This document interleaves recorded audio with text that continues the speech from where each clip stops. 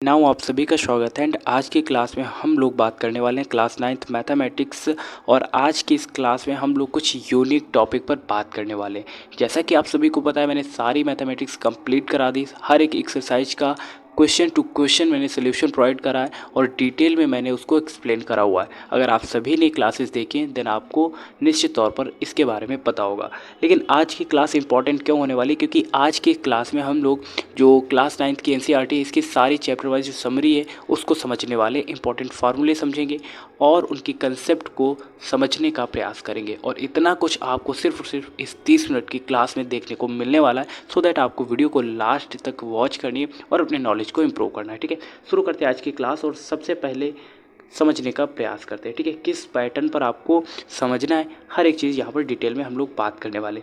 जैसा कि आपको पता है, पहला ही चैप्टर है हमारा नंबर सिस्टम। ठीक है, तो अब इस नंबर सिस्टम में स्पेशली आपको क्या क्या पता होना चाहिए और किस किस चीज़ों का नॉलेज होना चाहिए। ठीक है, अब जैसा कि आपने देखा ही है, जैसे 1 2 3 0 -1 -2 हर एक चीज़ क्या ये नंबर ही है। लेकिन आपको अपने चैप्टर के हिसाब से समझना है कि नंबर सिस्टम होता क्या है। ठीक है, तो जैसा कि अगर आप 9th से अभी 10th में जैसे जब जाओगे तो वहाँ पर पहला चैप्टर आपको पढ़ने को मिलेगा रियल नंबर। क्या पढ़ने को मिलेगा? Real number. तो रियल नंबर स्पेशली क्या होता है, जितने भी आपने अभी तक नंबर पढ़े उन सभी का समायोजन, उन सभी का एडिशन, उन सभी का कलेक्शन क्या होता है? Real number. और स्पेशली जब हम 10th में पढ़ रहे होंगे तो वहाँ पर हम लोग क्या पढ़ेंगे? Rational number. किसके बारे में पढ़ेंगे? रेशनल नंबर और इरेशनल नंबर के बारे में हम वहाँ पर चर्चा करेंगे। ठीक है जी। और इसके अलावा अब बात करते हैं कि अगर आपको कुछ नहीं आता तो कुछ तो एक आइडिया जनरेट हो ही रहा होगा कि रियल नंबर क्या होता है। जैसे आपने इंटीजर्स पढ़े हुए हैं, ठीक है, उसके बाद आपने होल नंबर पढ़े हुए हैं, इसके अलावा आपने नेचुरल नंबर पढ़े हुए हैं, ऑड नंबर पढ़े हुए हैं, इवन नंबर पढ़े हुए हैं, प्राइम नंबर पढ़े हुए हैं। तो ये सभी किसकी कैटेगरी में आते हैं? ये सभी आपके रियल नंबर की कैटेगरी में आते हैं। तो ऐसा नहीं है कि आपको कुछ नहीं आ रहा, आपको आ रहा है, आप बता नहीं पा रहे हो क्योंकि आपके पास वो कॉन्फिडेंस ही नहीं है। ठीक है, उसके बाद अब नंबर सिस्टम की जब हम बात करते हैं तो अब आपके सिलेबस में आपको नंबर सिस्टम यानी कि नंबर लाइन पर नंबर्स को डिनोट भी करना होगा, फ्रैक्शन को दिखाना होगा। तो आपको किस तरीके से दिखाना है, तो यहाँ पर देखो एक हॉरिजेंटल लाइन खींची गई है। कैसी लाइन खींची गई? Horizontal line.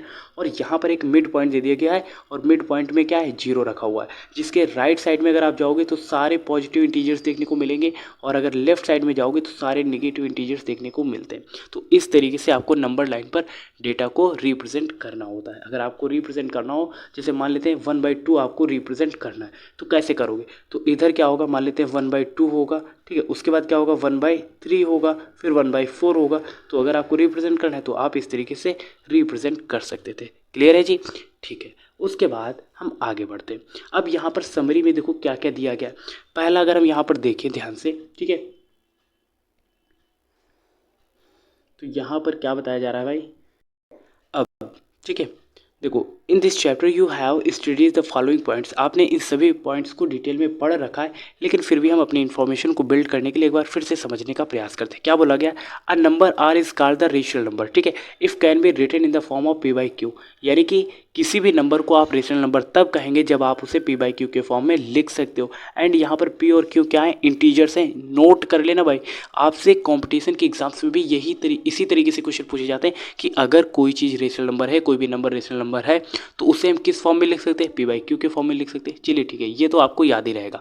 लेकिन क्वेश्चन बनेगा कि p/q यहाँ पर है क्या, और क्वेश्चन दे दिया जाएगा ये पहला कि नेचुरल नंबर है, ऑप्शन दूसरा दे दिया जाए होल नंबर है, तीसरा ऑप्शन दे दिया जाएगा इंटीजर्स हैं, और चौथा दे दिया जाएगा ये एक रियल नंबर है। तो आपको बताना है कि यहाँ पर p और q क्या है। तो यहाँ पर p और q क्या है? ऑप्शन थर्ड के हिसाब से क्या हो जाएगा? इंटीजर्स हैं। क्या है ये? इंटीजर्स। याद रखना है, p और q क्या है? यहाँ पर इंटीजर्स है। क्लियर है जी?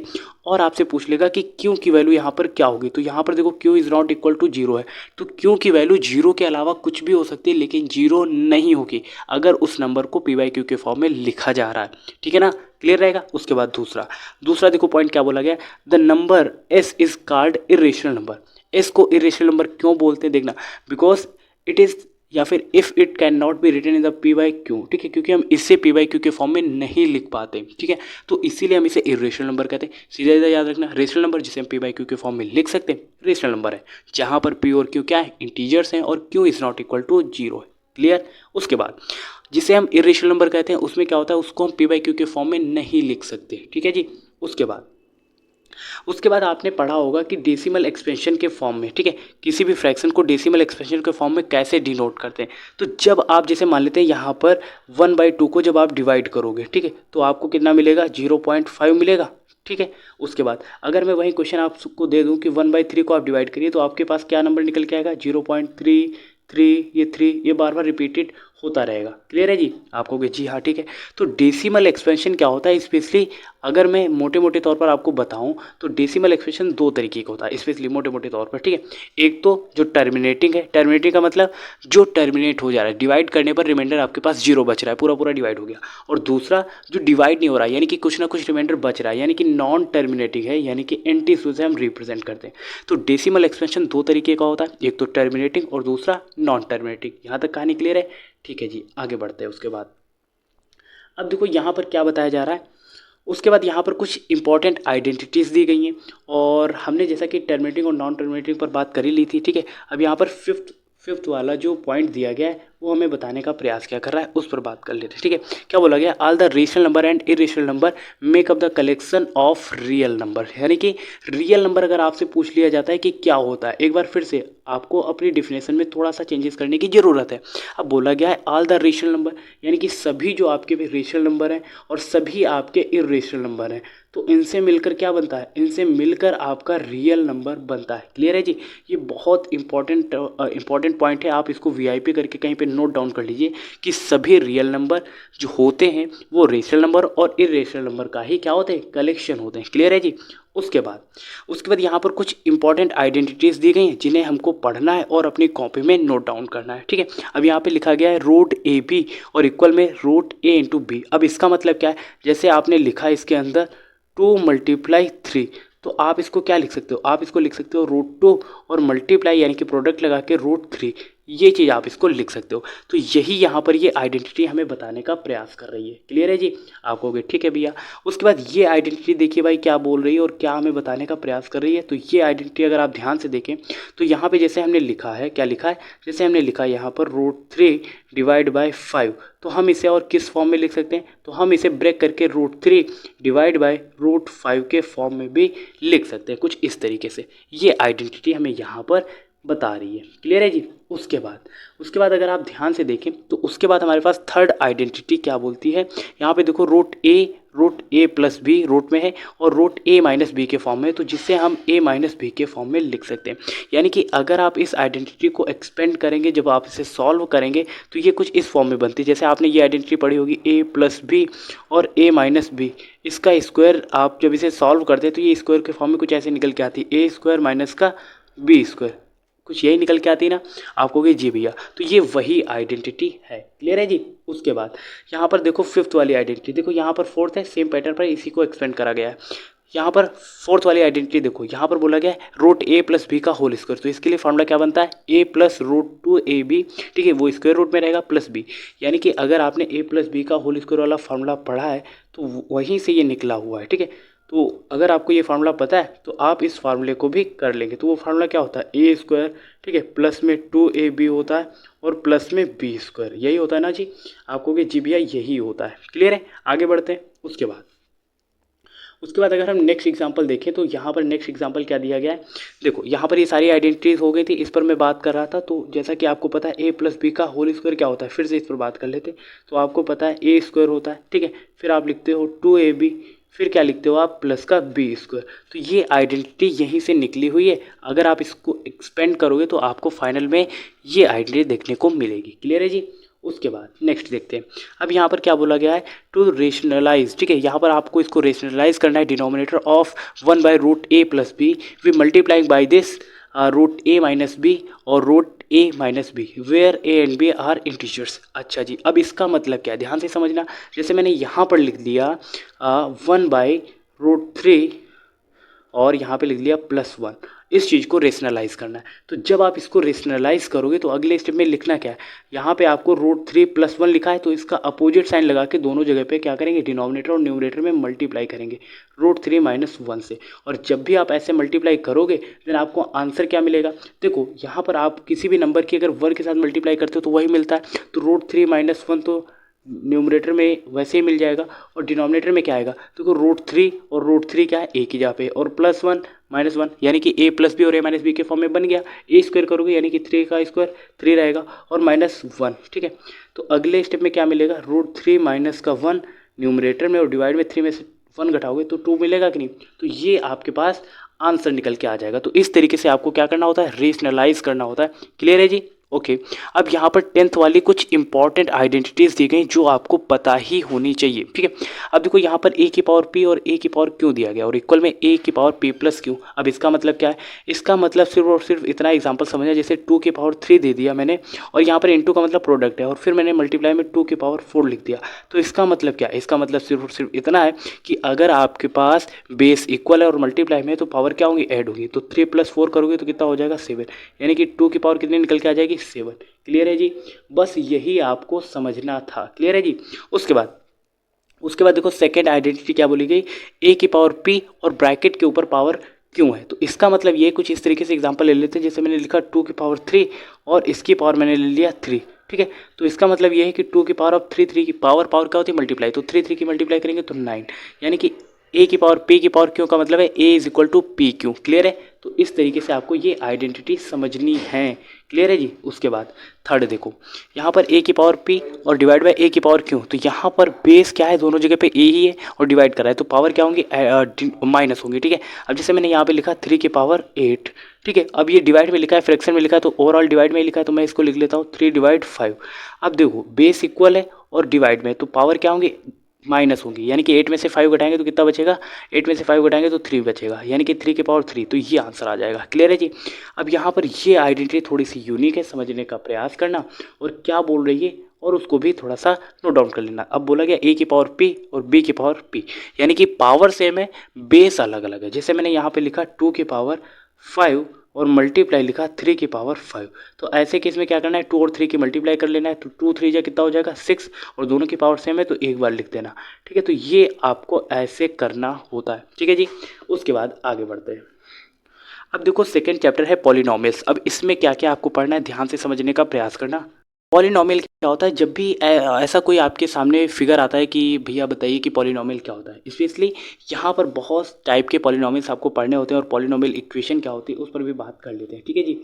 अब पॉलिनोमियल इक्वेशन की बात करेंगे तो क्या आप सभी को पता है या आप सभी में से किसी ने पॉलिनोमियल इक्वेशन पढ़ी हुई है। तो पॉलिनोमियल इक्वेशन होती कैसी है, तो देखो वो कुछ इस फॉर्म में होती है, ax² + bx + c = 0। तो ये क्या है, पॉलिनोमियल इक्वेशन है। क्या है ये, पॉलिनोमियल इक्वेशन है। अब इक्वेशन और पॉलिनोमियल में डिफरेंस क्या होता है, तो पॉलिनोमियल इक्वेशन की बात होगी तो इक्वल में डेफिनेटली कुछ ना कुछ होगा और जो एक्सप्रेशन होती है तो वो कुछ ऐसे होती है, ax² + bx + c, ठीक है, और इसके इक्वल में कुछ नहीं होगा। तो ये क्या है, पॉलिनोमियल एक्सप्रेशन है, ठीक है। ये क्या है, पॉलिनोमियल भी आप इसको सिंपल सा बोल सकते हो। और यहाँ पर ये जो ax² + bx + c मैंने लिखा हुआ है, ये क्या है, पॉलिनोमियल इक्वेशन है। ये क्या है, पॉलिनोमियल इक्वेशन है। दोनों में डिफरेंस है, आप इसको नोट डाउन कर लेना, ठीक है। ये छोटी छोटी चीज़ें आपसे कंपटीशन के एग्जाम्स में पूछी जाती हैं, ठीक है जी। यहाँ पर ये स्क्वायर है, ठीक है। अच्छा जी। उसके बाद अब यहाँ पर कुछ ये आइडेंटिटीज़ दी गई जो आपको शायद पहले से पता हो, ठीक है। तो आप चाहो तो इसे नोट डाउन कर सकते हो या फिर आप ऐसे ओरली याद कर सकते हो, ठीक है जी। आगे बढ़ते हैं। उसके बाद यहाँ पर कुछ आइडेंटिटीज़ दी गई जो आपको पता होनी चाहिए और मैं सीक्वेंस वाइज आपको बता देता हूँ। x + y का होल स्क्वायर क्या होता है, x² + 2xy + y², ठीक है जी। अब इसके लिए जैसे मैंने यहाँ पर a + b लिख दिया, आपने कई जगह पर ये देखा होगा a + b का होल स्क्वायर क्या होता है, a² + b² + 2ab, ठीक है। आप 2ab को रिप्लेस कर सकते हो, कोई ज़रूरी नहीं कि आप आगे पीछे लिख रहे हो, कोई फ़र्क नहीं पड़ेगा, ठीक है। उसके बाद सेकेंड आइडेंटिटी क्या है, x - y का होल स्क्वायर, तो x² - 2xy + y², ठीक है। अच्छा जी। अब इसकी जहाँ पे आपने a - b का होल स्क्वायर सुना होगा या देखा होगा, तो वहाँ पर आप क्या लिखते हो, a² + b², ठीक है, और माइनस में 2ab, ठीक है। आगे पीछे आप रिप्लेस कर रहे हो, नो प्रॉब्लम, ठीक है। थर्ड आइडेंटिटी क्या है, x² - y² क्या होता है, x + y और x - y, यानी कि इस चीज़ को अगर आप एक्सपेंड करोगे, यहाँ पर जैसे a² लिखा है -b², तो आप इसको क्या लिख सकते हो, एक बार प्लस में लिख सकते हो और एक बार मल्टीप्लाई में माइनस में लिख सकते हो। क्लियर है जी। आप कहोगे जी भैया यहाँ तक क्लियर है, ठीक है। ओके। उसके बाद फोर्थ आइडेंटिटी क्या है, x + ए और एक्स प्लस बी। तो इस चीज़ को जब आप एक्सपेंड करोगे तो आपके पास क्या निकल के आएगा, आपके पास निकल के आएगा एक्स स्क्वायर प्लस, ठीक है, एक्स प्लस उसके बाद क्या आ जाएगा ब्रैकेट में आपके पास ए प्लस बी, और यहाँ पे x होगा और ब्रैकेट के ठीक बाद x आपको लगाना है, प्लस में a भी लिखना है। तो ये किसकी आइडेंटिटी है, तो ये है x प्लस ए, ठीक है। ये किसके लिए है आइडेंटिटी, ध्यान से समझना एक बार फिर से, ठीक है। तो ये किसके लिए आइडेंटिटी है, तो ये आइडेंटिटी है भाई x प्लस ए और x प्लस बी के लिए, ठीक है। मोस्ट इम्पॉर्टेंट है इसलिए मैंने इसको ट्रिपल स्टार कर दिया, ठीक है। उसके बाद आगे बढ़ते हैं, ध्यान से समझना।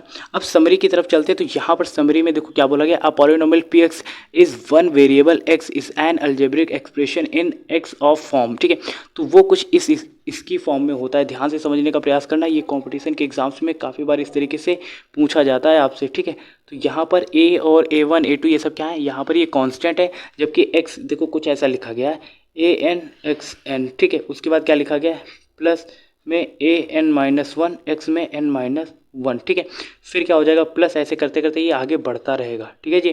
तो इस तरीके से ये क्या होती है, एक पॉलिनोमियल होता है, ठीक है जी। उसके बाद सेकंड क्या बोला गया, a polynomial of one terms is called the monomial, ठीक है। अब मोनोमियल क्या होता है स्पेशली, अब जैसे आपके पास कोई इक्वेशन है उसमें सिर्फ एक्स ही दिया गया सिंगल सा टर्म्स, तो वो क्या है, मोनोमियल है। अब आपने लिखा तो वहाँ पे सिर्फ 2a ही दिख रहा है, उसके वजह से आपने कुछ और लिखा तो आपके पास 3b लिखा, तो ये क्या है, मोनोमियल है, ठीक है। उसके बाद अब मोनोमियल के बाद बायोनोमियल क्या होता है, तो जहाँ पर दो चीज़ों की बात होगी वहाँ पर बायोनोमियल होगा, ठीक है। अब जैसे यहाँ पर हमने लिखा x+2, तो यहाँ पर दो चीज़ें आ रही हैं। उसके बाद जैसे मैंने लिखा जैसे यहाँ पे हो गया a प्लस बी कुछ ऐसा, ठीक है। तो यहाँ पर दो दो चीज़ें आ रही हैं, ठीक है, एक पेयर में, ठीक है। तो ऐसा कुछ जहाँ पर सिंगल आएगा वो मोनोमियल, जहाँ पर डबल आएगा वो बायोनोमियल, क्लियर है जी। उसके बाद ट्राइनोमियल की बात करेंगे। तो ट्राइनोमियल में तीन चीज़ें आएंगी, जैसे मैंने लिखा a प्लस बी प्लस सी कुछ ऐसा, ठीक है। तो वो क्या हो जाएगा, ट्राइनोमियल, ठीक है। उसके बाद क्या बोला गया, फिफ्थ वाला देख लेते हैं भाई। फिफ्थ बोला गया है polynomial degree 1 is called linear polynomial, ठीक है। Polynomial of degree 1 is called a linear polynomial. आपके पास कोई ऐसी इक्वेशन दे दी गई, एक ऐसी पॉलिनोमियल दे दी गई जिसकी डिग्री 1 है, डिग्री का मतलब है जिसकी हाईएस्ट पावर 1 है। तो अब जैसे यहाँ पर अगर आप ध्यान से देखें, ठीक है, यहाँ पर जो मैंने सारे एग्जाम्पल्स कराए इनकी पावर देखो कुछ भी नहीं है, तो 1 है, कैसी है 1। तो ये क्या है, इन सब की पावर क्या है, 1 है। तो ये सब क्या हो जाएंगे, ये हो जाएंगे लीनियर पॉलिनोमियल। यानी कि अगर पॉलिनोमियल्स की कुछ भी डिग्री नहीं देगी 2 3 4 5 करके, तो इसका मतलब है उसकी डिग्री कुछ नहीं तो 1 होगी, और 1 है तो वो लीनियर इक्वेशन होगी, लीनियर पॉलिनोमियल होगा, क्लियर है जी। उसके बाद सेवेंथ वाला क्या बोला गया है, देखो भाई point, a polynomial degree 3 is called the cubic polynomial. जिसकी पावर 3 है तो वो क्यूबिक पॉलिनोमियल होगा, जिसकी पावर 2 है वो क्वाड्रेटिक पॉलिनोमियल होगा। ये 3 पॉइंट आपको याद रखने हैं, फिफ्थ सिक्स्थ और सेवेंथ, ठीक है। ये अच्छे पॉइंट है। उसके बाद a real number a is 0 of polynomial px it p is equal to 0 is this case a is also called root of the equation px is equal to 0, ठीक है। इससे रिलेटेड मैंने क्वेश्चंस कराए थे exercise में, तो I hope आपने attempt करे होंगे, और ये कुछ बेसिक्स चल रहा है जो आपको पता होना चाहिए, ठीक है। उसके बाद अब यहाँ पर कुछ इंपॉर्टेंट आइडेंटिटीज़ दी गई हैं, ठीक है। अब उन पर भी बात कर लेते हैं, जो कि मैंने कुछ आपको बताई दी थी। यहाँ पर जैसे 12 वाली स्किप हो रही थी, x plus Y plus Z का होल स्क्वायर, ठीक है। अब यहाँ पर जैसे मैं लिखता हूँ x plus Y plus Z का होल स्क्वायर, तो इसके लिए फार्मूला क्या होता है भाई, पहली बात सबको स्क्वायर में एक एक बार लिख दो, X square plus Y square plus Z square, ठीक है। फिर सबको दो दो के साथ मल्टीप्लाई, जैसे 2xy, ठीक है।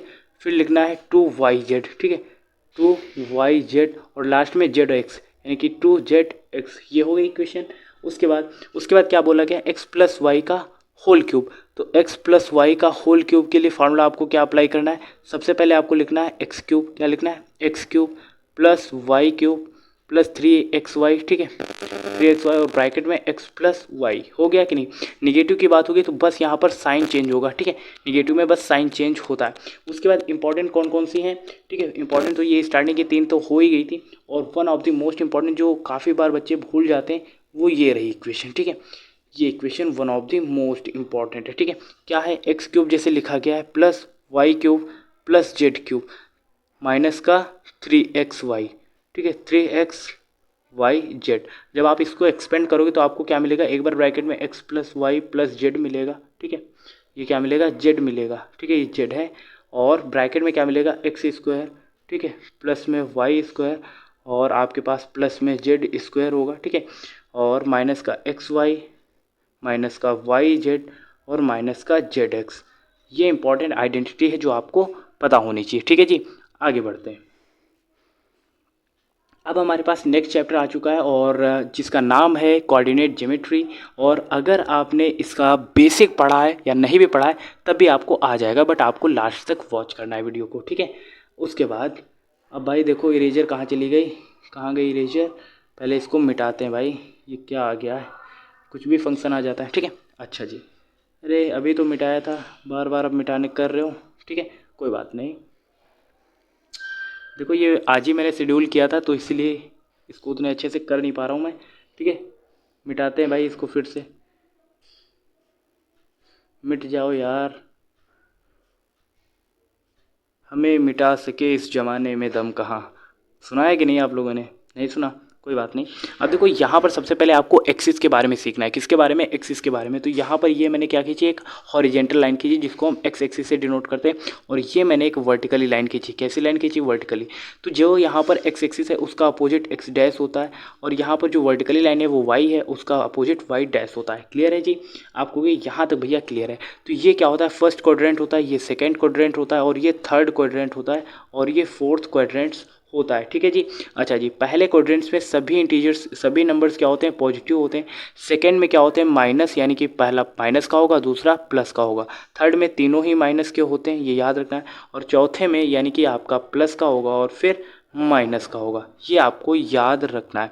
वर्टिकली जो लाइन है यानी कि वाई एक्सिस है उसको हम वर्टिकली लाइन बोलते हैं, और जो एक्स एक्सिस है उसे हम हॉरिजेंटली लाइन बोलते हैं। क्या बोलते हैं, उसको हम लोग हॉरिजेंटल लाइन बोलते हैं, याद रहेगा। ठीक है, और यहाँ पर जैसे हम एक्स वाई से जो कोऑर्डिनेट डिनोट करते हैं, तो यहाँ पर एक्स क्या होता है, एब्सिसा होता है। ठीक है, एब्सिसा होता है, ठीक है, ये याद रखना है। और वाई क्या होता है, यहाँ पर ऑर्डिनेट होता है। ठीक है, ऑर्डिनेट, ये आपको याद रखना है। ठीक है जी, ओके, आगे बढ़ते हैं। अब देखो यहाँ पर इसमें समरी में क्या क्या चीज़ें मेंशन करी गई हैं उसके बारे में बात कर लेते हैं। ठीक है जी, इंपॉर्टेंट पॉइंट ही बात करेंगे। ठीक है, उसके बाद देखो थर्ड वाला इंपॉर्टेंट है, द हॉरिजेंटल लाइन। ठीक है, horizontal line is called the X axis, यानी कि अभी मैंने बताया था एक्स एक्सिस को क्या बोलते हैं, एक्स एक्सिस को बोलते हैं हॉरिजेंटल लाइन। ठीक है, हॉरिजॉन्टल लाइन। ठीक है, हॉरिजेंटल लाइन। ठीक है, और वाई एक्सिस को क्या बोलते हैं, वर्टिकल लाइन। क्या बोलते हैं, वर्टिकल लाइन। ठीक है, अच्छा जी, जैसे ये मैंने कोऑर्डिनेट्स बनाया था कि नहीं, तो ये हमारे पास वाई लाइन थी और ये एक्स एक्सिस लाइन थी। ठीक है, ये हमारे पास क्या है, एक्स एक्सिस, और ये थी वाई। तो वाई क्या है, वर्टिकली है, और एक्स क्या है, हॉरिजेंटली। ये फर्स्ट क्वाड्रेंट है, ये सेकंड क्वाड्रेंट्स है, ये थर्ड क्वाड्रेंट्स है, और ये फोर्थ क्वाड्रेंट्स है। अभी बताया था ना मैंने। अच्छा जी, अब इसमें देखो पहला क्वाड्रेंट्स क्या होता है, सारे पॉजिटिव होते हैं, सारे पॉजिटिव होते हैं कि नहीं, आपको जी भैया। सेकंड में क्या होता है, माइनस प्लस, यानी कि एक निगेटिव होता है, दूसरा पॉजिटिव होता है। तीसरे में सारे निगेटिव होते हैं, सारे क्या होते हैं, निगेटिव। और फोर्थ में प्लस माइनस। ठीक है जी, ये आपको याद रखना है। उसके बाद क्या बोला गया है, the point intersecting of the axes is called origin, यानी कि जहाँ पर एक्स और वाई एक दूसरे को इंटरसेक्ट करते हैं उसको, उस पॉइंट को क्या बोलते हैं, उस पॉइंट को हम लोग बोलते हैं ओरिजिन। क्या बोलते हैं, ओरिजिन। और ओरिजिन के जो आपके पास क्या बोलते हैं, ओरिजिन के जो कोऑर्डिनेट होते हैं वो कितने होते हैं, 0,0। अगर हम 2D में देख रहे हैं, 3D में देखेंगे तो 0,0,0। ठीक है, डिपेंड करेगा कि आप 2D में देख रहे हो या 3D में। तो 2D में 0,0 और 3D में 3 टाइम्स 0,0 होंगे। क्लियर है जी, ओके। उसके बाद देखो यहाँ पर one of the most important जो लाइन दी गई वो ये रही, ये। ठीक है, एग्जाम्स में पूछा जाता है, the coordinate of the origin is क्या होता है, 0,0। ठीक है, ये आपको याद रखना है। ठीक है, उसके बाद बाकी चीज़ें मैंने तो आपको कराई दी है, आगे बढ़ते हैं। अब देखिए भाई आगे क्या बताया जा रहा है, एक्सप्लेन क्या किया गया है। नेक्स्ट चैप्टर का नाम है लीनियर इक्वेशन इन 2 वेरिएबल्स। ठीक है, लीनियर चैप्टर आपको ये पढ़ना है और इसकी समरी के बारे में समझते हैं जी। ठीक है, आगे देखते हैं। उसके बाद अब इसमें क्या बताया जा रहा है भाई, समझने का प्रयास करना। ठीक है, पहला क्या बोला गया point, an equation of the form of A X plus V Y plus C is equal to 0। ठीक है, okay, A B C are real numbers. यहाँ पर ए बी सी क्या है, ये सभी रियल नंबर्स हैं। Such that A and B are not both 0 is called a linear equation in 2 variables. ठीक है, यहाँ पर ए बी सी ये क्या है, आपके रियल नंबर्स हैं, याद रखना। ठीक है, ये सभी क्या है, रियल नंबर्स हैं। एंड ए और बी एक साथ 0 नहीं हो सकते, और अगर नहीं है तो ऐसी इक्वेशन को हम लोग क्या बोलेंगे, लीनियर इक्वेशन। ठीक है, ए एक्स प्लस बी वाई, ठीक है, प्लस सी, ठीक है, इज इक्वल टू 0। तो ये कैसी इक्वेशन है भाई, कैसी इक्वेशन है, लीनियर इक्वेशन है, ठीक है। तो इसका नाम हम लोग क्या दे देते हैं, लीनियर इक्वेशन, ठीक है। क्या नाम है इसका, linear equation. If A and F is not equal to 0, ठीक है। और ए एंड बी ये क्या है, आपके रियल नंबर है, ठीक है। ये क्या है, रियल नंबर। ये कंडीशन आपको याद रखनी है, ठीक है जी। उसके बाद आगे क्या बताया गया है, आगे देखो बताया गया है a line equation in two variables, ठीक है। अ linear equation in two variables has infinitely many solutions. जो लीनियर इक्वेशंस होते हैं उसके सोल्यूशन कैसे होते हैं, उसके सोल्यूशन होते हैं इनफाइनाइट, ठीक है। इसके जो सोल्यूशन होंगे वो कैसे होंगे, इनफाइनाइट। कैसे, कितने सोल्यूशन होंगे, इनफाइनाइट। ये आपको याद रखना है, ओके जी। ओके, उसके बाद ये क्या बोला गया है, the graph of X is equal to a straight line parallel to Y axis, okay. और अगर इसका अपोजिट देखें तो यहाँ पर क्या बोला गया, if the graph Y is equal to a straight line parallel to the X axis, तो वो एक्स एक्सिस क्या होगा, पैरेलल होगा, ठीक है जी। उसके बाद यहाँ के जो सारे इंपॉर्टेंट पॉइंट्स थे वो मैंने कवर करा दिए, और अब हम आगे के चैप्टर के कुछ इंपॉर्टेंट पॉइंट्स भी देख लेते हैं, ठीक है। चैप्टर नंबर 5 है, जिसका नाम क्या है भाई, ये क्या ओपन हो गया भाई, गलती से वहीं पे आ जाते हैं, ठीक है। चलिए ठीक है, आ गए, परेशान नहीं होना, बिकॉज ठीक है, एडिटर भी आपका भाई है और टीचर भी आपका भाई है, और आपको मोटिवेट करने वाला भी आपकी तरीके का एक एस्पिरेंट है, ठीक है जी। ओके, अब चैप्टर नंबर 5 में आपको ज्योमेट्री के बारे में पढ़ना है। किसके बारे में पढ़ना है, ज्योमेट्री के बारे में। और ज्योमेट्री लाइक ऐसा क्या होती है, शेप के बारे में आपको पढ़ना होता है। और अगर आपने पढ़ रखा है तो बहुत अच्छी बात है, नहीं पढ़ा है तो यहाँ पर अभी तो मैं आपको बेसिक्स बता ही रहा हूँ, ठीक है। समरी में आपको क्या क्या पढ़ना है, जैसे यहाँ पर जो इंपॉर्टेंट पॉइंट्स थे वो लगभग मैंने डिस्कस कर लिए इससे पहले के चैप्टर में, क्योंकि उसी से रिलेट करता है और बाकी कुछ बचता नहीं। अब यहाँ पर अगर कुछ पढ़ना है तो यहाँ पर कुछ पोस्टुलेट्स पढ़ लेते हैं जो कि हमारे लिए इंपॉर्टेंट हो जाते हैं, ठीक है जी। ओके, उसके बाद देखो यहाँ पर फर्स्ट पोस्टुलेट क्या बोला गया, अ स्ट्रेट लाइन में be drawn from any one point to any other point, okay जी। यानी कि अगर आपको स्ट्रेट लाइन ड्रॉ करनी है तो आपको any one point to any other point, यानी कि एक पॉइंट से आपको किसी दूसरे पॉइंट तक जाना होगा, ठीक है। तो मान लेते हैं ये पॉइंट हमारे पास ए है और ये दूसरा पॉइंट हमारे पास बी है। तो एक पॉइंट से दूसरे पॉइंट तक अगर हम जाएंगे तो एक लाइन बनेगी, और वो लाइन कैसी होगी, वो लाइन होगी स्ट्रेट लाइन। कैसी होगी, वो लाइन होगी स्ट्रेट लाइन। अब आपको बताना है कि स्ट्रेट लाइन का एंगल कितने डिग्री का होता है। जितने लोगों को पता है तो वो बता सकते हैं स्ट्रेट लाइन का एंगल कितने डिग्री का होता है, 180 डिग्री का एंगल होता है, ठीक है। ओके जी, उसके बाद सेकेंड पोस्टुलेट क्या बोला गया भाई, सेकेंड पोस्टुलेट बोलता है a terminated line can be the produce indefinitely. यानी कि जो एक आपके पास टर्मिनेटेड लाइन होती है, टर्मिनेटिंग लाइन होती है, उसको आप इनडेफिनेट बढ़ा सकते हो, ठीक है। यानी कि अनिश्चित तौर पर आप उसको बढ़ा सकते हो, एक्सपेंड कर सकते हो। तो मान लेते हैं ए बी क्या है हमारे पास, एक कैसी लाइन है, टर्मिनेटेड लाइन है। तो इसको हम राइट साइड में कुछ इस तरीके से इंक्रीज कर सकते हैं, और लेफ्ट साइड में भी हम कुछ इस तरीके से इसको क्या कर सकते हैं, इंक्रीज कर सकते हैं। तो इसको हम इनडेफिनेट तौर पर, यानी कि अनिश्चित तौर पर आगे तक बढ़ा सकते हैं, फॉरवर्ड कर सकते हैं, मूव ऑन कर सकते हैं। क्लियर है जी। उसके बाद थर्ड पोस्टुलेट क्या बोला गया, a circle can be draw with any centre and any other radius. यानी कि जो सर्कल होता है आप उसको किसी भी रेडियस से, किसी भी पॉइंट से, उसके किसी भी सेंटर से उसको ड्रॉ कर सकते हो, ठीक है। कुछ इस तरीके से, जैसे मैंने ये क्या खींचा है, एक सर्कल ही तो खींचा है। यहाँ पर आप देख सकते हो ये क्या है, सर्कल ही तो है, ठीक है जी। ओके, तो यहाँ पर आपके पास क्या हो सकता है, अलग अलग सेंटर भी हो सकते हैं, अलग अलग सर्कल भी हो सकते हैं, ठीक है। तो इनका ये जो पॉइंट है ये क्या है, सेंटर है, ठीक है, जिसको मैंने सी से रिप्रेजेंट कर दिया। और ये जो डिस्टेंस है सेंटर से सर्कल के किसी एक पॉइंट तक की जो डिस्टेंस होती है उसको क्या बोलते हैं, उसको बोलते हैं रेडियस, जिसको मैंने आर से रिप्रेजेंट करा हुआ है, ठीक है जी। ओके, फोर्थ पोस्टुलेट क्या बोलता है, all right angles are equal to one another. जो राइट एंगल्स होते हैं वो क्या होते हैं, एक दूसरे के इक्वल होते हैं, क्योंकि राइट एंगल्स का जो एंगल होता है वो कितने डिग्री का होता है, वो 90 डिग्री का होता है। कितने डिग्री का होता है, 90 डिग्री का। और हर एक एंगल जो राइट एंगल है उसका एंगल कितने डिग्री का होगा, 90 डिग्री का होगा। क्लियर है जी।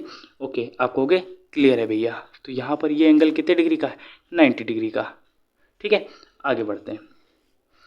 उसके बाद अगर आप यहाँ पर ध्यान से देखें, ठीक है, तो फिफ्थ जो पोस्टुलेट था वो भी लगभग कंप्लीट ही हो गया, और इस चैप्टर में कुछ इंपॉर्टेंट बचता नहीं है, ठीक है। आगे बढ़ते हैं भाई। अब अगर आगे देखेंगे तो हमारा नेक्स्ट चैप्टर है लाइंस एंड एंगल्स, ठीक है। क्या है, लाइंस एंड एंगल्स, ठीक है। आई होप आप सभी ने पढ़ा होगा, और अगर डिटेल में पढ़ा है तो आपके पास इन्फॉर्मेशन भी होगी। ये चैप्टर मेरे हिसाब से बहुत इंपॉर्टेंट है और आपको इसके बारे में पढ़ना चाहिए, इंटरेस्टिंग चैप्टर है, ठीक है जी। ओके, आगे की डिटेल्स पढ़ते हैं और समझने का प्रयास करते हैं। तो यहाँ पर सबसे पहले मैंने आपको बताना है कि टाइप्स ऑफ एंगल्स क्या होते हैं। अगर आपने एंगल्स के बारे में पढ़ा है तो देन आपको ये क्लास में, स्कूल्स में, कोचिंग में हर जगह पे पढ़ाया गया होगा कि एक्यूट एंगल क्या होता है, राइट एंगल क्या होता है, ऑब्ट्यूज एंगल क्या होता है, स्ट्रेट लाइन पे बना एंगल क्या होता है, रिफ्लेक्स एंगल क्या होता है। ठीक है, अगर हम ऑब्ट्यूज एंगल की बात करें या फिर एक्यूट एंगल की सबसे पहले बात कर रहे हैं, तो एक्यूट एंगल क्या होता है, वो क्या होता है, 0 डिग्री से बड़ा होता है और 90 डिग्री से छोटा होता है। यानी कि ये एंगल कितने डिग्री का हो सकता है, 0 से बड़ा हो सकता है, 90 डिग्री से छोटा हो सकता है। एग्जाम्पल के तौर पर अगर आप देखें तो जैसे 60 डिग्री का एंगल जो होता है वो एक्यूट एंगल ही होता है, क्योंकि वो 0 डिग्री से क्या है, बड़ा है, और 90 डिग्री से छोटा है। ठीक है जी, ओके। उसके बाद अगर हम राइट एंगल की बात करें, किसकी बात करें, राइट एंगल। अब आप कहोगे भैया राइट एंगल कितने डिग्री का बनता है, तो राइट एंगल क्या होता है, वो 90 डिग्री का एंगल बनता है, पूरा पूरा करेक्ट। कितने डिग्री का, 90 डिग्री का। ठीक है, ये आपको याद रखना है। ठीक है, ये ज़्यादा भी हो सकता है, ये 90 डिग्री से कम होगा, और 0 डिग्री से क्या होगा, बड़ा होगा, ये याद रखना है आपको। ठीक है, और राइट एंगल जो होता है वो पूरा पूरा किसके इक्वल होता है, 90 डिग्री के इक्वल होता है, तो इसलिए मैं इसको स्टार बना देता हूँ। ठीक है जी। उसके बाद ऑब्ट्यूज एंगल की बात करेंगे तो ये क्या होता है, 90 डिग्री से क्या होगा, बड़ा होगा, और 180 डिग्री से क्या होगा, छोटा होगा। यानी कि ये 90 डिग्री से क्या होगा, ये बड़ा होगा। ठीक है जी, और 180 डिग्री से क्या होगा, छोटा होगा। ये आपको याद रखना है, और ऐसे केस में इसको क्या बोलते हैं, इसको बोलते हैं ऑब्ट्यूज एंगल। क्लियर है जी। उसके बाद ये क्या है, स्ट्रेट एंगल है, और जिस पर बनने वाला एंगल कितने डिग्री का होता है, 180 का होता है। ये ना तो कम होगा और ना ही ज़्यादा होगा, ये बिल्कुल परफेक्ट 180 डिग्री का ही होगा। ठीक है जी। उसके बाद अब रिफ्लेक्स एंगल कैसे निकालते हैं, तो रिफ्लेक्स एंगल हमेशा ही क्या होता है, 180 डिग्री से बड़ा होता है, और क्या होता है, 360 डिग्री से छोटा होता है। क्या होता है, 360 डिग्री से छोटा होता है जी। याद रहेगा, आप कहोगे जी भैया याद रहेगा। ठीक है, अब निकालते कैसे, तो इसको अक्सर हम लोग 360 में से घटा के निकालते हैं, तब जाके हमें रिफ्लेक्स एंगल देखने को मिलता है। ठीक है जी, आप कहोगे ओके भैया समझ में आ गया है। आगे बढ़ते हैं, तो यहाँ से ये ख़त्म होता है टाइप्स ऑफ एंगल का जो टाइम पीरियड था वो ख़त्म हो चुका है। अब हम आगे के टॉपिक और कंसेप्ट को समझ लेते हैं। ओके, ठीक है जी। अब देखो यहाँ पर आगे डेटा क्या दिया गया है। अब यहाँ पर लीनियर पेयर ऑफ एंगल्स आपको समझना है। देखो ये कुछ ऐसे एक लाइन थी, ये एक स्ट्रेट लाइन थी, कैसी थी, स्ट्रेट लाइन, और मैंने अभी बताया था कि स्ट्रेट लाइन पर बनने वाला एंगल कितने डिग्री का होता है, आप कहोगे भैया 180 का बताया था। ठीक है जी। अब चूंकि अगर आप यहाँ पर ध्यान से देखें तो यहाँ पर लीनियर पेयर ऑफ एंगल्स कितने बन रहे हैं, दो। यहाँ पर ये एक एंगल एक्स मान लेते हैं और ये दूसरा एंगल बन रहा है वाई, यानी कि जो लीनियर पेयर ऑफ एंगल्स होते हैं उनका टोटल कितना होता है, 180 होता है। तो उस हिसाब से यहाँ पर दो एंगल बन रहे हैं। ठीक है, तो एक्स एंगल और एक वाई एंगल, तो एक्स और वाई का टोटल कितना हो जाएगा, 180। अब 180 क्यों है, क्योंकि ये कैसे एंगल्स हैं, ये लीनियर पेयर ऑफ एंगल्स हैं। ठीक है जी, ओके। उसके बाद अब यहाँ पर आपको समझना है वर्टिकली अपोजिट एंगल क्या होते हैं। तो जैसे हमने एक ये लाइन खींची और दूसरी लाइन ये खींची, ठीक है जी, तो यहाँ पर अगर आप ये एंगल और ये एंगल देखो, तो देखो ये एक एंगल बन रहा है ऐसे ऊपर की तरफ। ठीक है, ध्यान से देखना, ये एंगल ऊपर की तरफ है और दूसरा एंगल कुछ इस तरीके से नीचे की तरफ है। तो ये दोनों एंगल्स कैसे होते हैं, ये वर्टिकली अपोजिट एंगल होते हैं। ठीक है जी। और इसके अलावा अगर आप ध्यान से देखें, ठीक है, तो यहाँ पर ये एंगल और ये एंगल, यानी कि एंगल 1 और एंगल 2, ये भी क्या है, एंगल 1 और एंगल 2 क्या होंगे, इक्वल होंगे। ये भी क्या है, वर्टिकली अपोजिट एंगल है। और यहाँ पर अगर हम एक्स और वाई मान लें तो वो भी इक्वल होंगे, क्योंकि एक्स और वाई एंगल कैसे हैं, वर्टिकली अपोजिट एंगल है। ठीक है जी, तो ये वर्टिकली अपोजिट एंगल की कहानी होती है। आई होप आपको समझ में आया होगा। नेक्स्ट आगे बढ़ते हैं। अब इसके बाद आपको समझना है कि इंटरसेक्टिंग लाइन क्या होता है, नॉन इंटरसेक्टिंग लाइन क्या होता है। अगर आपको ये समझ में आ गया देन आप इस एक्सरसाइज के क्वेश्चंस को सॉल्व जब आप कर रहे होंगे तो कहीं ना कहीं इसके बेनिफिट भी देखने को मिलेंगे। ठीक है जी, ओके। तो इंटरसेक्टिंग लाइन कुछ ऐसी होती हैं जो एक दूसरे को क्या करती हैं, टच करती हैं, और एक टच पॉइंट होगा जिसका नाम मान लेते हैं ओ है, कुछ भी हो सकता है। ठीक है, तो ये एक लाइन है और एक दूसरी लाइन ये, तो ये कहीं ना कहीं एक दूसरे को टच करेंगी, सो दैट वो क्या कहलाएंगी, इंटरसेक्टिंग लाइन। ठीक है, वो क्या कहलाएंगे, इंटरसेक्टिंग लाइन। और कुछ ऐसी लाइन्स होती हैं आप उन्हें कितना भी बढ़ाएं वो कभी भी एक दूसरे को टच नहीं करेंगी, और ऐसी लाइन्स को हम लोग क्या कहते हैं, ऐसी लाइन को हम लोग नॉन इंटरसेक्टिंग लाइन्स कहते हैं, या फिर हम इसको पैरेलल लाइन्स भी कहते हैं। क्या बोलते हैं, पैरेलल लाइन्स। क्लियर, अच्छा जी। और इनके बीच का जो एंगल होता है वो कितने डिग्री का होता है, 0 डिग्री का होता है, और अगर आप ये एंगल देखेंगे तो ये 180 डिग्री का होगा। क्लियर है जी, आप कहोगे हाँ भैया समझ में आ गया है। उसके बाद आगे बढ़ते हैं। अब आगे की कंसेप्ट में क्या क्या बताया गया है देखो भाई, अब यहाँ पर समरी आपको रीड करनी है, ठीक है। अब देखो पहला यहाँ पर क्या बताया गया है, इफ़ अ रे स्टैंड ऑन अ लाइन, ठीक है, कोई रे है जो कि स्टैंड ऑन लाइन है, then the sum of two adjacent angle so formed is 180, ठीक है। अच्छा जी, मान लेते हैं ये आपके पास कोई क्या है, रे, एक रे है जो कि स्टैंड करती है, ठीक है, हॉरिजेंटल लाइन में, और यहाँ पर कोई दो एडजेसेंट एंगल बनते हैं, ठीक है। जैसे ये एक एंगल है और ये दूसरा एंगल है, ठीक है। इसके अलावा कुछ और भी तरीके से बन सकते हैं, ये लीनियर पेयर ऑफ एंगल्स भी हैं, तो इनका भी टोटल कितना होता है 180 होता है। तो x plus Y is equal to कितना हो जाएगा 180, ठीक है जी। उसके बाद क्या बोला गया सेकंड, इंटरसेक्ट, कोई दो लाइन से वो क्या करते हैं एक दूसरे को इंटरसेक्ट करते हैं each other, then the vertically opposite angles are equal. अब वर्टिकली अपोजिट एंगल्स क्या होते हैं जी, अब मैंने पहले भी बताया था, जैसे दो आपके पास क्या है स्ट्रेट लाइन है, ठीक है, तो यहाँ पर ये एंगल ध्यान से देखना कौन कौन से एंगल, जैसे ये एंगल और ये एंगल क्या है वर्टिकली अपोजिट एंगल है, एंगल 1 और एंगल 2, तो यहाँ पर एंगल 1 और एंगल 2 क्या होंगे इक्वल होंगे, क्योंकि ये क्या है वर्टिकली अपोजिट एंगल है, ठीक है जी। आप हो गए ओके भैया। उसके बाद अब बोला गया करिस्पॉन्डिंग एंगल्स आर इक्वल। अब करिस्पॉन्डिंग एंगल्स क्या होते हैं, अब यहाँ पर एंगल 1 और एंगल ये 3, ठीक है, तो एंगल 1 और एंगल 3 क्या है, ये करिस्पॉन्डिंग एंगल्स हैं, ठीक है, ये क्या है करिस्पॉन्डिंग एंगल्स हैं, तो ये भी क्या होंगे इक्वल होंगे, ठीक है जी। उसके बाद अल्टरनेट एंगल की बात कर लेते हैं, तो अल्टरनेट एंगल क्या होते हैं, तो यहाँ पर 2 और 3 की बात कर रहे हैं, ठीक है, यहाँ पर एंगल 2 और 3 क्या है ये अल्टरनेट एंगल है, ठीक है जी, तो ये भी क्या होंगे इक्वल होंगे। उसके बाद each pair of interior angles on the same side and the transversal is supplementary. Okay जी, अब इसका मतलब क्या हुआ है, तो इसका मतलब क्या है भाई कि जो इंटीरियर एंगल्स होते हैं जो सेम साइड पर होते हैं उनका ट्रांसवर्सल इज सप्लीमेंट्री होता है, ठीक है, सप्लीमेंट्री होता है। उसके बाद any one pair of corresponding angles are equal, जो करिस्पॉन्डिंग एंगल्स होते हैं वो क्या होते हैं इक्वल होते हैं। अब करिस्पॉन्डिंग एंगल जैसे यहाँ पर 1 और 3 दिया गया है तो ये क्या है इक्वल है। उसके बाद any one pair of alternate interior angles is equal. अब देखो यहाँ पर इंटीरियर एंगल्स जैसे यहाँ पर क्या क्या दिया गया है, इंटीरियर एंगल अगर आप देखें एंगल 2 और 3, ठीक है, तो ये अल्टरनेटिव इंटीरियर एंगल्स हैं, तो ये भी क्या है इक्वल है, ठीक है। 2 एंड 3 ये क्या है अल्टरनेटिव एंगल है, और 1 और 3 क्या है करिस्पॉन्डिंग एंगल्स हैं, और 1 और 2 क्या है वर्टिकली, ये क्या है वर्टिकली अपोजिट एंगल है, ठीक है जी, ये आपको याद रखना है। ओके, आगे बढ़ते हैं। अब यहाँ पर देखो ये क्या बोला गया, the sum of 3 angles of a triangle 180, ठीक है, जैसे आपके पास ये ट्राइंगल दे दिया गया है, ठीक है, और तीनों एंगल्स का टोटल कितना होगा, यहाँ पर तीनों एंगल्स का टोटल होगा 180, ठीक है, ये आपको याद रखना है जी। ओके, आगे बढ़ते हैं जी। अब देखो आगे क्या दिया गया है, अब यहाँ पर ट्राइंगल चैप्टर की बात करेंगे और इसकी कुछ समरी है और कुछ इंपॉर्टेंट कंसेप्ट है उसको भी समझ लेते हैं, ठीक है।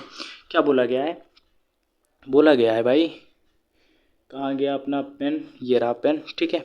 बोला गया if two figure congruence if they are the same shape and same size, ठीक है, अगर कोई भी जो शेप है या फिगर है अगर उसकी शेप सेम है और उसका साइज सेम है तो वो क्या होगा कॉन्ग्रुएंस होगा, ठीक है जी।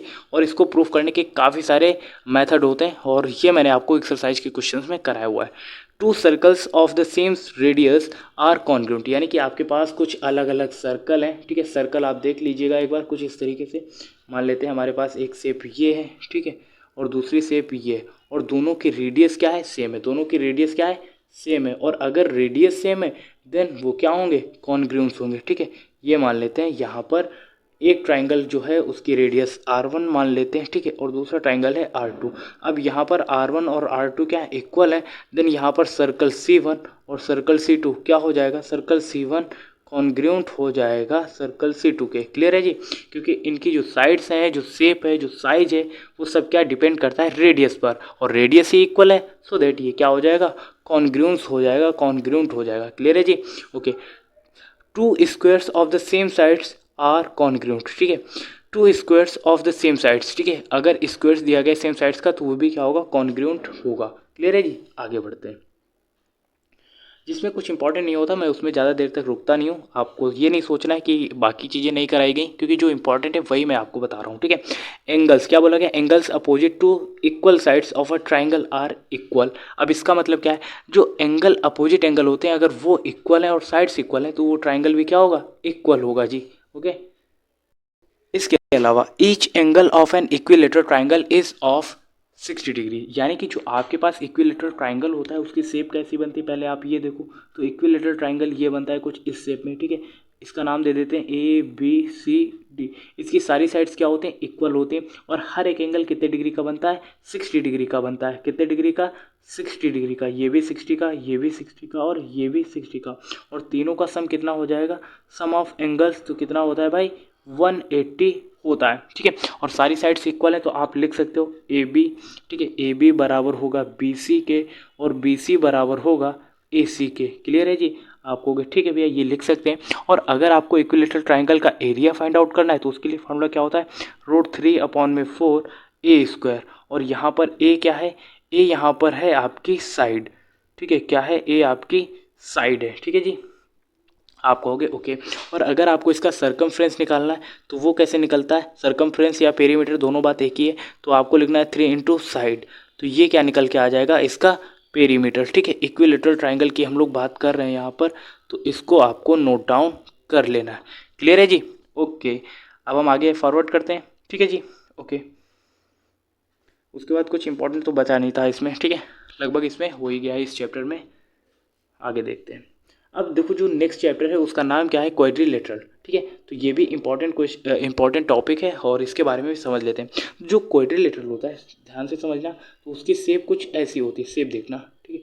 कुछ रेक्टेंगल या फिर स्क्वायर की शेप में होता है, ठीक है। यानी कि एक ऐसी शेप जिसके पास 4 साइड हैं, 4 कॉर्नर हैं और जिसका टोटल कितना होना चाहिए सारे एंगल्स का, 180 तो नहीं होगा, 360 डिग्री होगा। कितना होगा, 360 डिग्री, ठीक है। कितना होगा जी, 360 डिग्री। क्लियर है यहाँ तक, आप कहोगे जी भैया यहाँ तक क्लियर है। तो यहाँ पर कॉर्नर कितने हैं, एक मिनट, पेन का साइज़ चेंज करते हैं और कलर भी चेंज करते हैं। तो यहाँ पर साइड कितनी, पहले अगर आप ध्यान से देखो इनका नाम दे देते हैं ABCD। तो यहाँ पर साइड कितनी है, तो साइड यहाँ पर है 4, ठीक है। कॉर्नर की बात करते हैं तो कॉर्नर भी कितने हैं, 4। टोटल ऑफ एंगल्स देखोगे तो कितना निकल के आएगा, 360 डिग्री, ठीक है जी। तो ये क्या होता है, क्वाड्रिलेटरल की कुछ खास बातें होती हैं कि यहाँ पर उसकी साइड कितनी होंगी, 4 होंगी, कॉर्नर भी 4 होंगे और टोटल एंगल्स ऑफ अगर बात करेंगे क्वाड्रिलेटरल तो 360 डिग्री होता है, ठीक है जी, ओके। अब आगे भी कुछ की पॉइंट्स दिए गए जिन पर हमें बात करनी है, ठीक है जी, okay.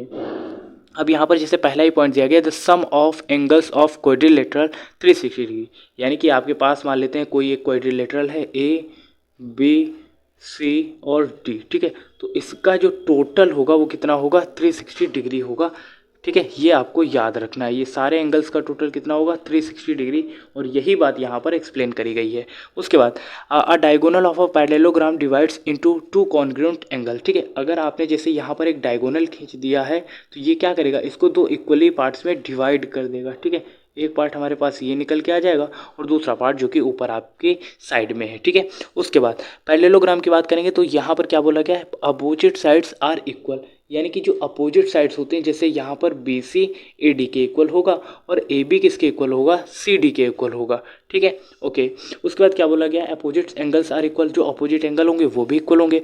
Diagonal bisect each other. अब जो डायगोनल है वो एक दूसरे को क्या करेगा, बाइसेक्ट करेगा, ठीक है जी।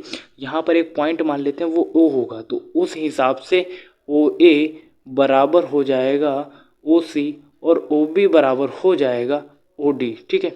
तो ये चीज़ यहाँ पर बताई जा रही है, ठीक है। उसके बाद क्या बचता है, उसके बाद तो यहाँ पर कुछ इंपॉर्टेंट चीज़ें बचती नहीं है, लगभग हो ही गया है। आगे देखते हैं, ठीक है। और इसमें तो कुछ स्पेशली बचता नहीं है। अब हम चलते हैं नेक्स्ट चैप्टर की तरफ, चैप्टर नंबर 10 सर्कल, ठीक है। अब सर्कल चैप्टर में क्या क्या की पॉइंट्स हैं जो आपको पढ़ने चाहिए, याद रखने चाहिए, ठीक है। तो सर्कल की पहले आप शेप देख लो कि शेप क्या होता है, डायग्राम कैसा बनता है। तो सर्कल के जो की पॉइंट्स हैं वो यही हैं कि जैसे आपने एक पहिए को देखा है कि नहीं देखा है, साइकिल में लगा पहिया, आपने घर में क्लॉक देखी होगी, आपने की रिंग देखी होगी, बटन देखा होगा, बैंगल देखा होगा, इवन आपने कॉइन तो निश्चित तौर पर देखा होगा क्योंकि दुनिया किसके पीछे भाग रही है, पैसों के पीछे। तो कॉइन तो आपने देखा होगा। तो इनकी शेप कैसी होती है, एज अ सर्कल होती है। कैसी होती है, सर्कल, ठीक है। ये शेप कैसी है, सर्कल। और सर्कल का अगर आपको एरिया निकालना है, क्या निकालना है, एरिया, तो उसके लिए फॉर्मूला क्या होता है, πr², ठीक है। तो ये एरिया के लिए फॉर्मूला है। और अगर आपको इसका पेरीमीटर निकालना है, सर्कमफ्रेंस निकालना है, तो उसके लिए फॉर्मूला क्या होता है, p is equal to 2πr, ठीक है जी। अब यहाँ पर r क्या है, तो r बिलोंग्स टू रेडियस, ठीक है। क्या है, आर यहाँ पर बिलोंग्स करती है रेडियस से, यानी कि वो आर रेडियस है। और यहाँ पर पाई की वैल्यू हम लोग कितनी लेंगे, तो पाई की वैल्यू कितनी लेंगे 22/7, या फिर आप यहाँ पर अप्लाई कर सकते हो 3.14।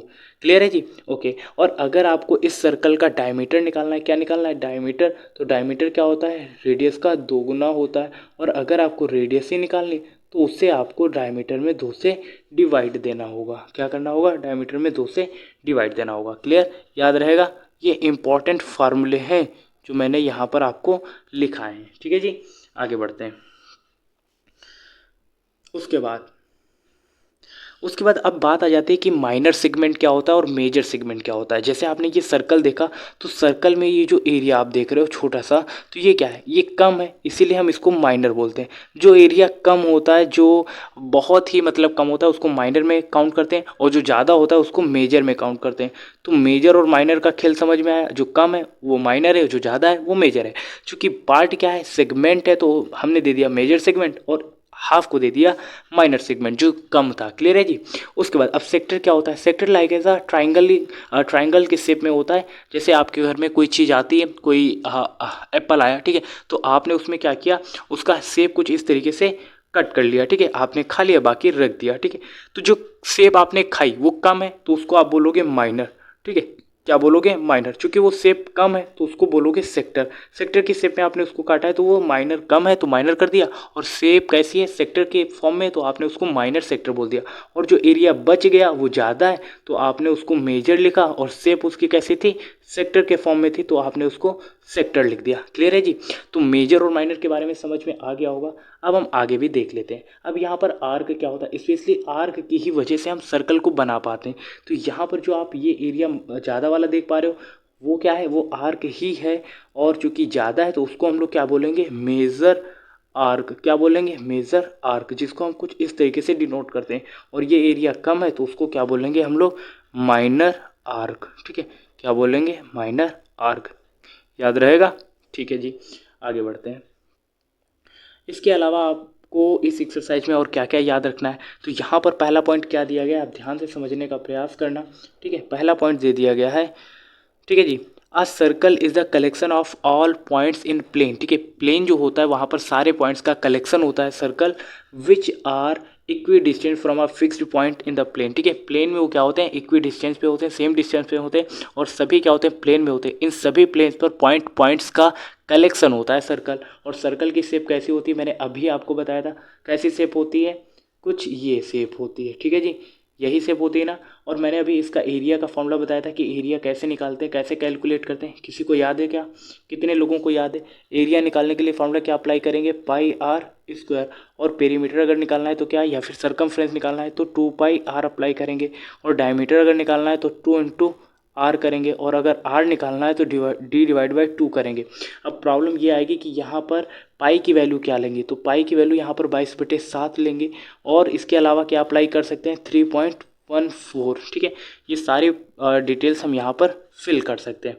इसके अलावा क्या दिया गया, अब इसके अलावा क्या बोला गया, एक परपेंडिकुलर फ्रॉम द सेंटर। ठीक है, अब इसकी जो कुछ और थ्योरम्स होती हैं वो भी मैं आपको बता देता हूँ। ठीक है, देखो इक्वल कॉर्ड्स क्या करती हैं, सर्कल पर इक्वल एंगल क्या करती हैं, बनाती हैं। ठीक है, जैसे मैंने यहाँ पर एक कॉर्ड ये खींची और दूसरी कॉर्ड ये खींची, इसका नाम है ए, इसका नाम है बी, और इसका नाम है सी।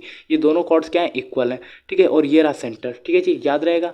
अब सेंटर से आपको पता है सर्कल के एक पॉइंट्स तक की डिस्टेंस आर होती है, ये भी आर होगा। ठीक है, और ये ट्राइंगल, तो यहाँ पर ये और ये एंगल जो बनेगा वो क्या होगा, इक्वल होगा। ठीक है, तो ये क्या होगा, इक्वल होगा। तो कॉर्ड्स भी इक्वल और बनने वाला एंगल भी इक्वल, एक दूसरे का अपोजिट होता है। और यही चीज़ यहाँ पर ये थ्योरम्स में आपको पढ़ने को मिलेगा। ठीक है जी, जो कि मैंने कुछ ऐसे ओरली आपको बता दिया है। ओके, ठीक है, नहीं समझ में आया तो फिर से एक बार समझ लो यहाँ पर। ठीक है, यहाँ पर इंपॉर्टेंट कौन कौन सी थ्योरम्स थी, यहाँ पर बोला गया है ये। ठीक है, congruent arcs of a circle subtend equal angles at the centre, है ना। यानी कि कॉन्ग्रुएंट जो आर्क्स होती हैं वो सर्कल पर इक्वल एंगल सबटेंड करती हैं, इक्वल एंगल्स सबटेंड करती हैं, यानी कि वहाँ पर बनाती हैं। ठीक है जी, ओके। अब यहाँ पर क्या बोला गया, angle is in the semi circle is a right angle. अब राइट एंगल क्या होता है, स्पेशली जिसका एक एंगल कितने डिग्री का होता है, 90 डिग्री का। अभी मैंने टाइप्स ऑफ एंगल में पढ़ाया था कि नहीं, तो ये क्या है, राइट एंगल है। ये आपको याद रखना है। इसका नाम दे देते हैं ए, इसका नाम दे देते हैं बी, और इसका नाम हो गया सी। क्लियर है जी, ओके, आगे बढ़ते हैं। अब देखो एक पॉइंट और 16 में दिया गया है। 16 में यहाँ पर एक पॉइंट देखना आप लोग भाई, पॉइंट क्या दिया गया है, ठीक है, the sum of pair of opposite angles quadrilateral is 180, ठीक है।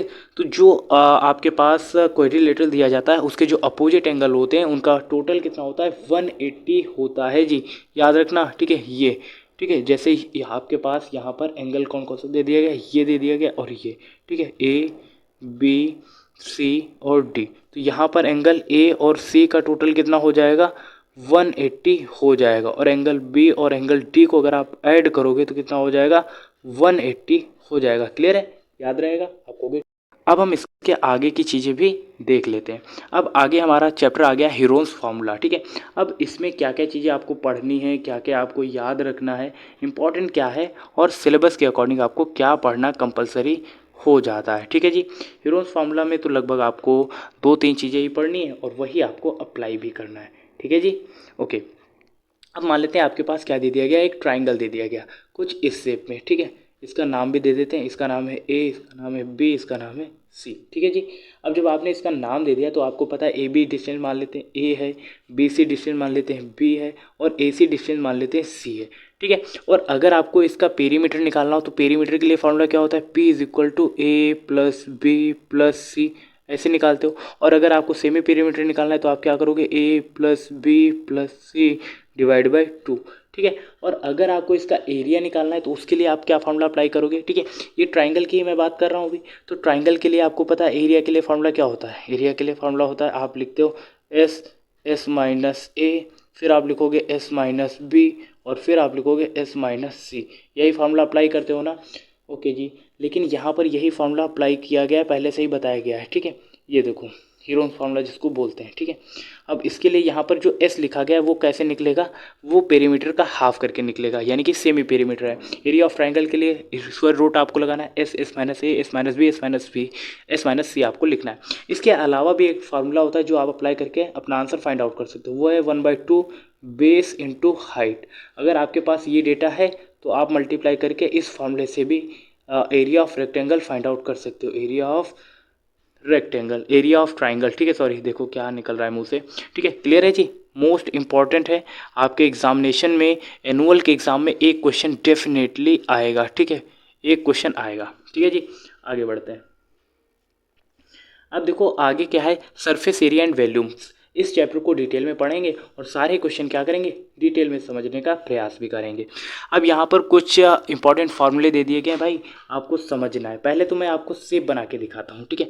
यहाँ पर पहला क्या दिया गया भाई, यहाँ पर देखो, यहाँ पर बात हो रही है क्यूबॉइड की, ठीक है। तो क्यूबॉइड कैसे बनता है, तो कुछ इस शेप में क्यूबॉइड होता है, ठीक है। ध्यान से देखना भाई, हट जाओ यार, ये गया, ठीक है। तो कुछ इस तरीके से हमारा क्यूबॉइड बनता है, ठीक है। ये क्या बन गया हमारा, क्यूबॉइड, ठीक है। तो इसका नाम भी लिख देते हैं, क्या है, क्यूबॉइड, ठीक है।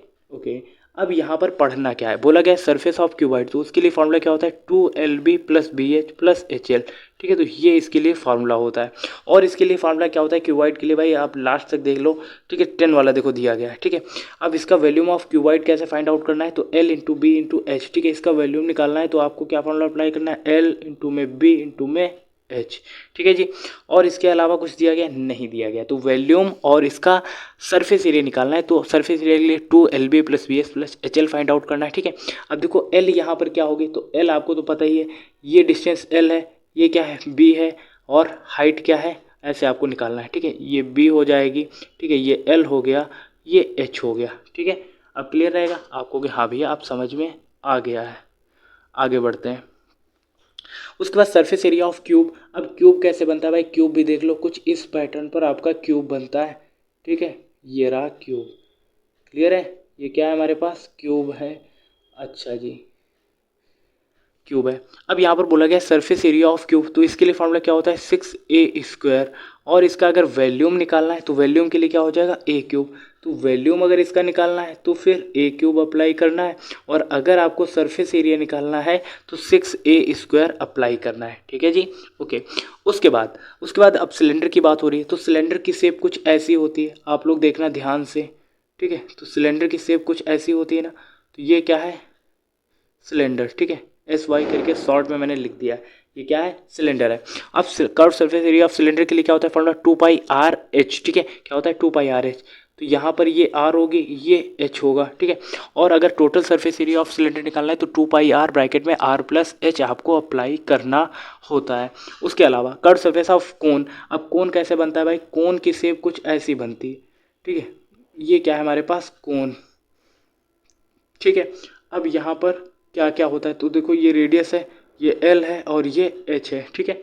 अच्छा जी, अब यहाँ पर बोला गया है कोन का अगर आपको कर्व सरफेस एरिया निकालना है तो पाई आर एल अप्लाई करना होता है। क्या अप्लाई करना होता है, पाई आर एल। और अगर total surface area of right circular cone find out करना है तो पाई आर एल और ब्रैकेट में पाई आर स्क्वायर, यानी कि पाई आर और ब्रैकेट में आपको क्या अप्लाई करना होता है, r+l, ठीक है।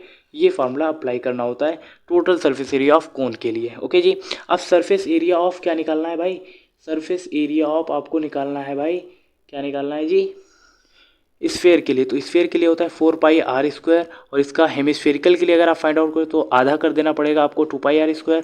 Total surface area of hemispherical के लिए 3πr², ठीक है। वॉल्यूम ऑफ क्यूबॉइड LBH पहले ही बताया था, volume of cube A cube ये भी बताया था, वॉल्यूम ऑफ सिलेंडर πr²h, ठीक है।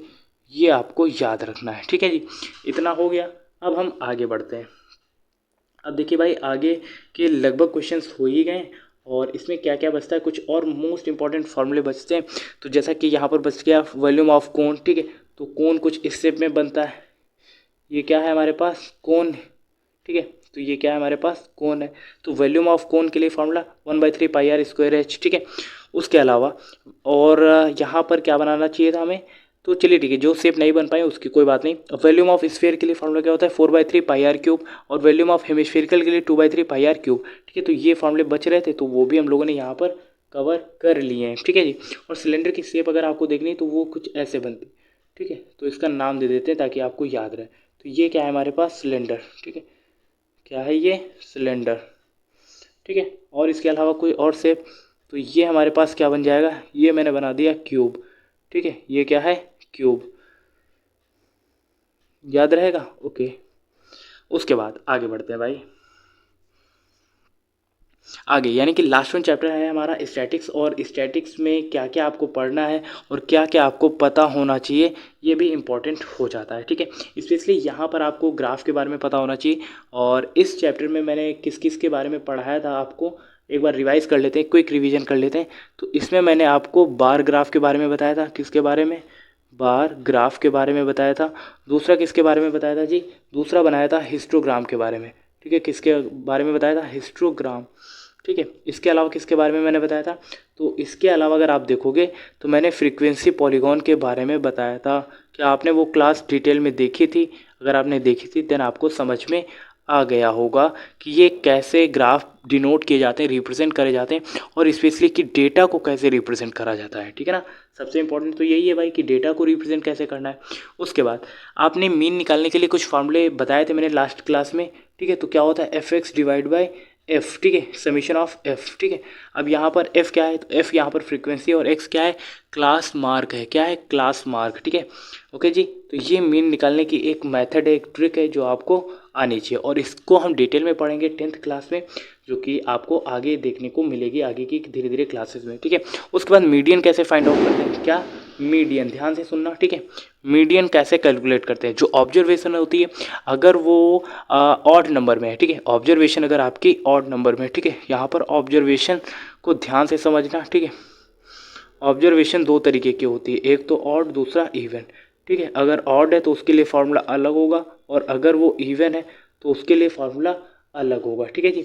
अब देखो ऑड है तो उसके लिए फार्मूला क्या होता है, n/2 + n+1 / 2 nth ऑब्जर्वेशन, ठीक है।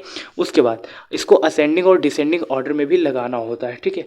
असेंडिंग ऑर्डर, ठीक है, असेंडिंग ऑर्डर और डिसेंडिंग ऑर्डर, ठीक है, इन ऑर्डर्स में आपको लगाना होता है। और अगर आपका वो इवन नंबर है, मीडियन में जो ऑब्जर्वेशन है वो इवन नंबर में है, तो उसके लिए फार्मूला होता है n/2 nth and n/2 + nth / 2, ठीक है। वहाँ पद यानी कि nthवां नंबर ऑब्जर्वेशन, ठीक है, वो आपको लिखना होता है, ठीक है जी। इसके अलावा भी मैंने कुछ और बेसिक पॉइंट्स कराए थे जो आपको शायद ही याद होंगे, ठीक है।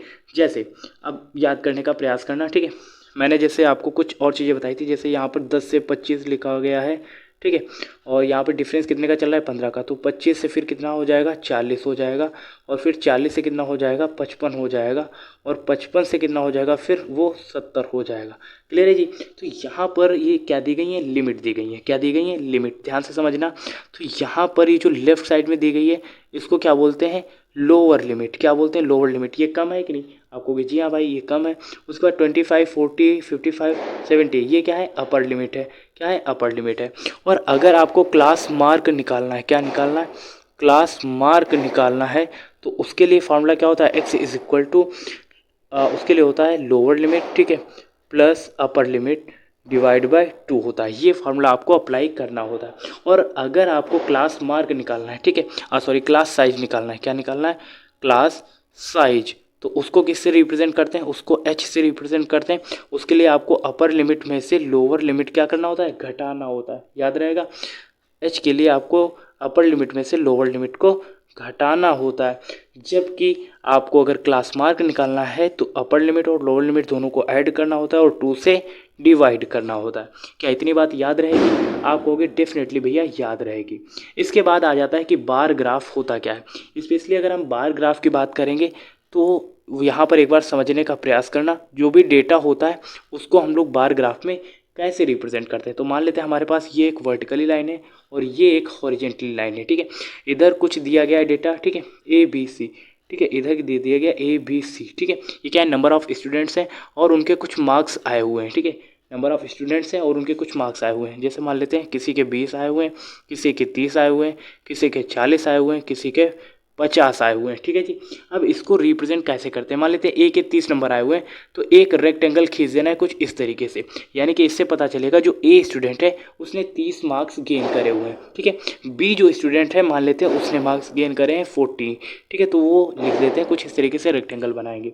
उसके बाद मान लेते हैं कोई तीसरा स्टूडेंट है, ठीक है, कोई तीसरा स्टूडेंट है जिसके मार्क्स कितने हैं, 20 हैं। और इसके अलावा कोई और एक स्टूडेंट है सी, जिसके मान लेते हैं 50 में से 50 नंबर आए हुए हैं। तो यहाँ पर जो बार ग्राफ होता है उसमें हम लोग क्या बनाते हैं, रेक्टेंगल बनाते हैं। क्या बनाते हैं, रेक्टेंगल्स बनाते हैं, ठीक है, याद रहेगा।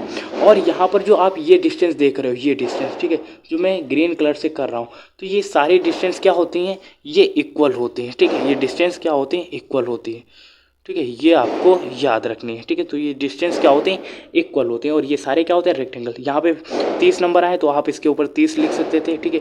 ये 40 इसने गेन करा है तो 40 आप लिख देते हैं इसके ऊपर। ये 20 गेन कर रहा है तो 20, और ये 50 गेन कर रहा है तो आप इसके ऊपर 50 लिख देते। तो इस तरीके से आपको ये बार ग्राफ रिप्रेजेंट करना होता है। क्लियर है जी। इसके बाद अब हम लोग बात करेंगे कि उसके बाद हिस्टोग्राम क्या होता है, ठीक है। तो जब भी आप हिस्टोग्राम की बात करते हैं, ठीक है, किसकी बात करते हैं, हिस्टोग्राम, ठीक है। तो हिस्टोग्राम भी लगभग सेम ही बनता है, ठीक है। ये क्या है, हमारे पास हिस्टोग्राम है। तो यहाँ पर आपको क्या करना होगा, एक वर्टिकली लाइन खींचनी है सेम पैटर्न पर और एक हॉरिजेंटली लाइन खींचनी है, ठीक है। सेम डेटा ले लेते हैं। मान लेते हैं कोई ए बच्चा है, ठीक है, कोई बी स्टूडेंट है, कोई सी स्टूडेंट है, कोई डी स्टूडेंट है और कोई एक ई स्टूडेंट है, ठीक है। आप कहोगे ठीक है भैया, अब यहाँ पर उनका वेट दे दिया गया। क्या दे दिया गया, ये वेट दे दिया गया। कोई बच्चा है जो है उसका वेट 20 है, कोई है 25 है उसका वेट, फिर 30 है, फिर कितना है 35 है, फिर 40 है और फिर 45 है, ठीक है। ओके, अब आपको रिप्रेजेंट कैसे करना है इस चीज़ को। तो मान लेते हैं ए जो है, ए और बी, ठीक है, तो इसका वेट कितना है भाई, मान लेते हैं इसका वेट है 30 kg, ठीक है। उसके बाद जो बी स्टूडेंट है उसका वेट कितना है, मान लेते हैं 35 kg, तो उसको कुछ इस तरीके से रिप्रेजेंट करेंगे। और जो सी है, ठीक है, सी, ठीक है, तो वो कहाँ तक जाता है, मान लेते हैं वो 25 तक ही जाता है, ठीक है। अभी मैं बताता हूँ इसको किस तरीके से रिप्रेजेंट, तो ऐसे ही करना है आपको, ठीक है। ओके, मतलब क्या होगा वो चीज़ अब मैं आपको बताता हूँ, ठीक है। अब देखो यहाँ पर ए और बी, ठीक है, ऐसे स्टूडेंट्स हैं जिनका वेट कितना है, 30 kg है, ठीक है, उनका वेट कितना है 30 kg। बी और सी ऐसे स्टूडेंट्स हैं जिनका वेट कितना है 35 kg, जहाँ तक ये जा रहा है। ठीक है, बी और सी के बीच में यहाँ पर 30 आ रहा है, सी और डी के बीच में कितना है 45 है। तो मतलब ऐसे बच्चे हैं सी और डी के बीच में जिनका वेट कितना है 45 kg है। उसके बाद डी और ई की बात करेंगे तो यहाँ पर 40 kg होगा। तो ये क्या होता है हिस्टोग्राम होता है। और हिस्टोग्राम की सबसे अच्छी बात है यहाँ पर भी रेक्टेंगल्स ही बनते हैं, बट रेक्टेंगल्स के बीच में कोई भी डिस्टेंस नहीं होता। सारे रेक्टेंगल्स क्या होते हैं, एक दूसरे से कनेक्टेड होते हैं, जैसा कि यहाँ पर ये दिखाया गया है। ठीक है ना, क्लियर, याद रहेगा। ओके, आगे बढ़ते हैं। अब फ्रीक्वेंसी पॉलीगॉन की भी बात कर लेते हैं। किसकी बात कर लेते हैं, फ्रीक्वेंसी पॉलीगॉन।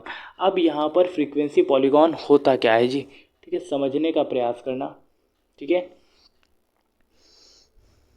फ्रीक्वेंसी पॉलीगॉन, ठीक है। अब ये क्या होता है भाई, फ्रीक्वेंसी पॉलीगॉन की जब भी बात होती है तो यहाँ पर फिर से आपको वही 2D में एक वर्टिकल लाइन खींचनी है और एक हॉरिजेंटल लाइन खींचनी है। यहाँ पर डेटा रिप्रेजेंट करना है। ठीक है, तो यहाँ पर कुछ मान लेते हैं डेटा होगा कुछ इस तरीके से। ठीक है, तो यहाँ पर मान लेते हैं 10 होगा, फिर 20 होगा, फिर 30 होगा, फिर 40 होगा। ठीक है, और इधर क्या हो सकता है, मान लेते हैं ए है, फिर बी है, फिर सी है और फिर डी है। ठीक है, जब आप इसको रिप्रेजेंट करोगे तो यहाँ पर भी हिस्टोग्राम के तरीके से ही क्या बन रहे होंगे, ये रेक्टेंगल्स बन रहे होंगे। ठीक है, क्या बन रहे होंगे, रेक्टेंगल्स बन रहे होंगे। ठीक है, क्या बन रहे होंगे, रेक्टेंगल्स बन रहे होंगे। एक पॉइंट ये होगा, एक पॉइंट ये होगा, एक पॉइंट ये होगा, फिर मान लेते हैं यहाँ पर एक एफ पॉइंट है। ठीक है, ये होगा। ठीक है, कुछ ऐसा। तो यहाँ पर अब इन पॉइंट्स को अगर आप मैच कराओगे तो कुछ ऐसा निकल के आएगा।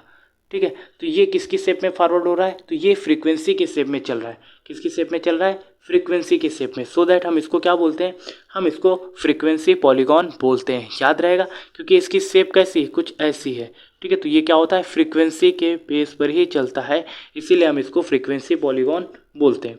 तो आई होप आज की वीडियो आपके नॉलेज को इम्प्रूव करने के लिए सफिशिएंट रही होगी। और लास्ट में आप सभी से यही कहना चाहूँगा कि आप छोटों को प्यार दें, बड़ों को सम्मान दें और अपना व्यक्तित्व इस प्रकार विकसित करें कि महिलाएं आपके पास सुरक्षित महसूस करें। Thank you so much.